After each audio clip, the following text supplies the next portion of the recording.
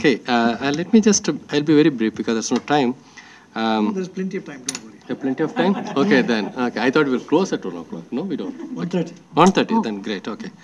Now, I have got a few observations to make. One is with regard to the sand mining, which is actually, is now become a very big issue in the entire country. With regard to the sand mining, I must tell you that, which is a kind of an inevitable evil. Any kind of a building activity, requires sand. Without sand, you and I would not have had a home. Therefore, sand mining is a sort of a necessity, and it's a necessary evil. Now, what is really important is how to control the sand mining. As per the rules, as per the norms, as per the regulations that exist, you can mine sand only up to 3 feet, 3 to 4 feet, and you cannot go beyond. And secondly, wherever there is a structure in the river, like a bridge and so on, you can't, up to 30 to 40 meters, you cannot really do sand mining. These are some of the existing norms with regard to sand mining, but that is completely violated. That is completely violated because the demand for sand is so much that, illegal sand mining is taking place. In Tamil Nadu, for instance, we got a large number of rivers. Tamil Nadu is now a lot of sand, that is because it's a floodplain, and that carries a lot of sand deposits take place. In fact, most of the activities in Kerala and Karnataka, construction activities, sand is illegally transported to these two states, and construction activities are going on. Now, the issue is, can we ban, many people suggest that we should ban sand mining. When you ban sand mining, how do you do your construction activity? Even the government buildings can... sources of sand apart from riverbeds? No, that's because river sand is used because it is good and it is not saline. You can't use, for instance, beach sand because saline, because construction will not stand. And also it's a very fine material and you cannot use it. So therefore you cannot ban sand mining. So my point is, if you really want to ban sand mining, you have to ban selling cement. Because only with the cement, you are blending this sand and use it a kind of a binding material for your construction purposes. So you ban sand, naturally if there is no cement, nobody is going to care for your sand.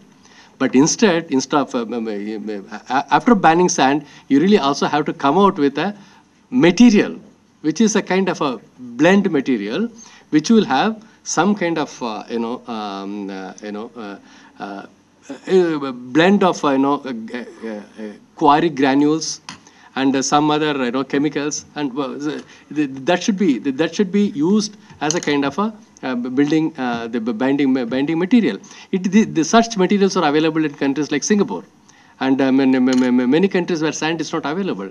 But we are still far away from doing that. In fact, some research is going on in IIT, and in fact I am part of that, and we are thinking about it in a greater detail, and some studies going on whether we can find an alternative to sand. Steel is the alternative. Huh? Steel.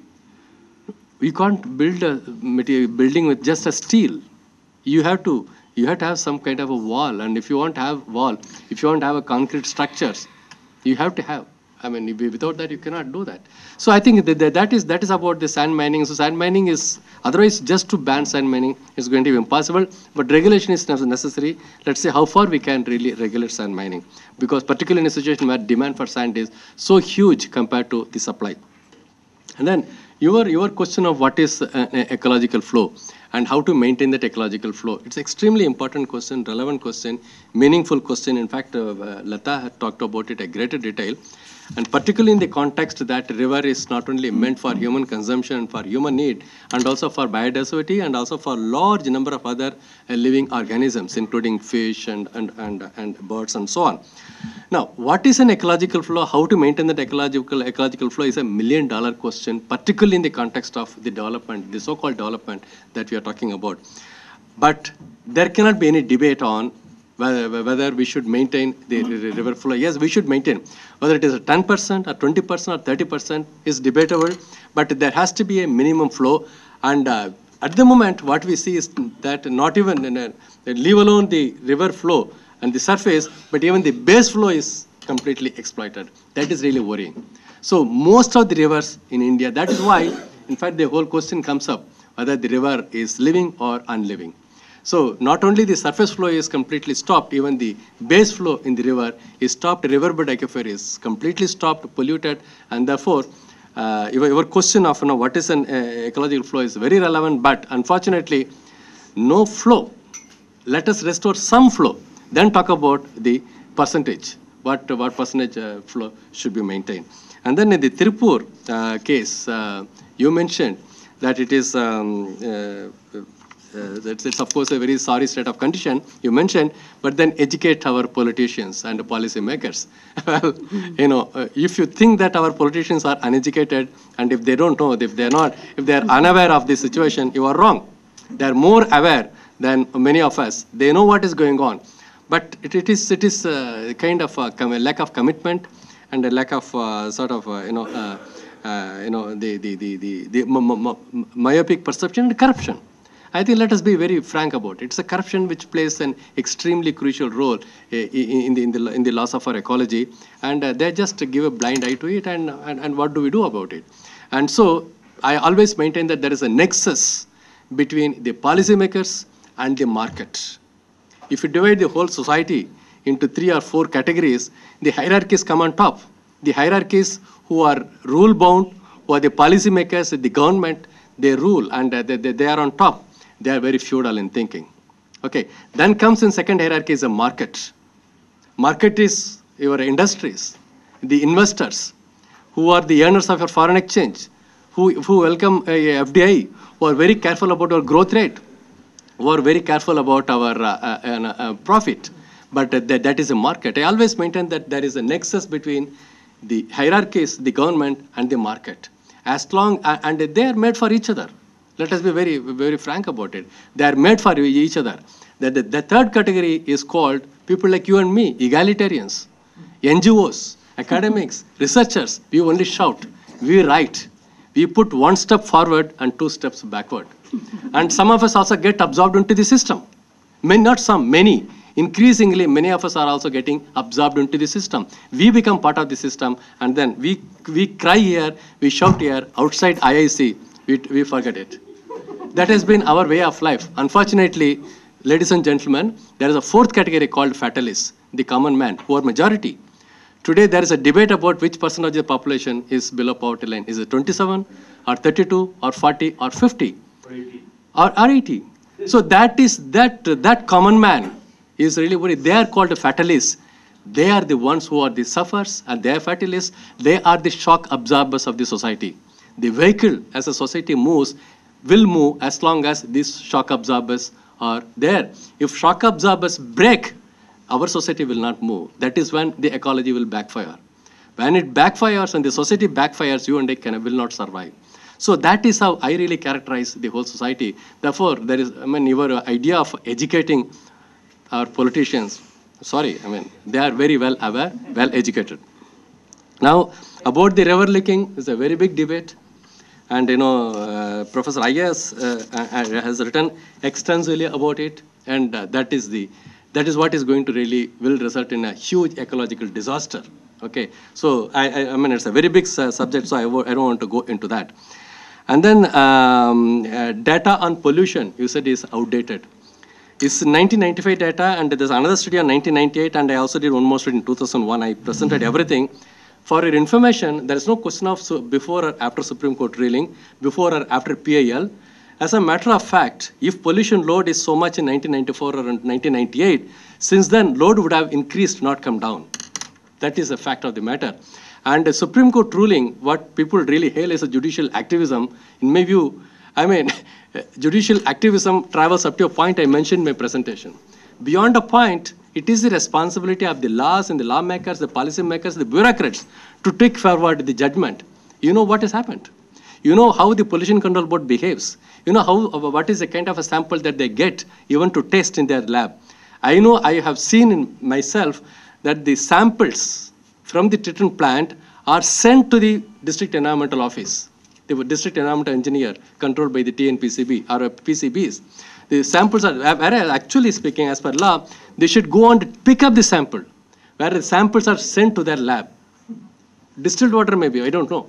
So this is what is done by the Pollution Control Board.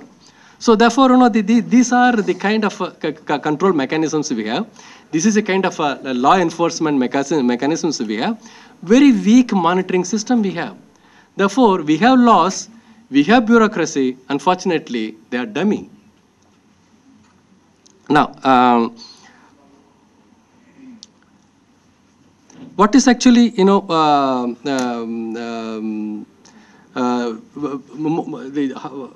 to really contribute to the you said the changing rivers, is it? Me? Yeah. What is most what is most damaging to river? Exactly. You said what is most, well, what is most damaging to river is actually all interventions. I think Latha made a very, quite a good list of the damages that are done to the rivers. I mean, one can say, list it, say 1, 2, 3, 4, 5, but then all of them contribute to the damages to the river.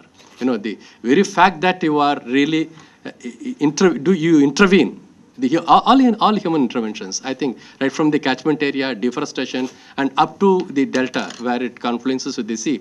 I mean, people at different stage, at different levels, contribute to the damage. So I think it is very difficult to say which is the most damaging. I think every one of them is contributing. And then the Buckingham Canal, you asked to what extent it has really contributed to the tsunami shock. I mean, you were saying how it could. Buckingham Canal runs parallel to the Coromandel coast. All along its, the journey from Vijayawada up to Chidambaram, 422 kilometers. It's all along. So at several points, at many points, it also has a way into the sea. There is a water coming and going out, and that's how the canal is built. There is a backwater joining the Buckingham Canal, fresh water going into the sea. And so the canal used to be always flowing with a lot of water. It's a brackish water. That's how it was designed and used for navigation in those days. Today, it helped to reduce the shock because when there was a huge waves, tsunami waves, and since there was a canal, the waves were absorbed into the canal through the backwaters. So that's how the Chennai was saved. Wherever there was a block and it hit. So Chennai city was saved because the shock could be absorbed into the canal, Buckingham Canal, and also through Adayar River and Coombe rivers. So that helped Chennai city. And then traditional knowledge. Do we have any traditional knowledge with regard to the water saving and water technology and so on? Yes, that's why I asked you which part of the country you are from. And if you are from, say, for instance, Orissa, Bihar, or from, say, southern India, we got a fantastic traditional knowledge of what is called the tank system and the spring canal service, spring system. We have, so in India as a whole, we got 2.5 lakh tanks in the whole of the country. And in South India alone, we got 1.6 lakh tanks. These are the traditional knowledge. And in those days, during a Pallava period, Chola period, Chalukya period, and so on, and the watersheds were so beautifully studied. Watersheds were studied, and then through the watersheds, they created a series of embankments. They did not meddle with the river, remember. They only tried to understand the watersheds, water flows, and streams, and then try to conserve water through embankments, that's all. There's a stream, I provide a kind of an embankment, earthen embankment, I store some water, and then in order to see that this embankment is not washed away, there is also something called surplus weir. Right. When water reaches up to this point, the surplus from this embankment comes out, and then there is a downstream tank, there is another embankment, water is stored. Then from this water, when it surplus, it goes to the downstream. So a series of such tanks have been constructed. It's a fantastic engineering marvel. And that is how these tanks were constructed as traditional knowledge. And unfortunately, we are not providing enough attention to preserve this traditional knowledge. Instead, we are going for a larger reservoirs like Bakra and Hirakut, Metur, and so on, where the capacity is drastically reduced day by day because of the silt accumulation. Today, Hirakut Dam capacity is reduced by 30%. And Bakra is now on the verge of almost 40-45%. Anytime the storage capacity is going to come to off. So what is point in having still calling it the biggest dam and the tallest dam with half the capacity, original capacity. So this is the life of the dam, and whereas we are neglecting the traditional knowledge, and in the process, because of this kind of intervention into the dam and to the rivers, we are actually doing a great tragedy to the nature and a great kind of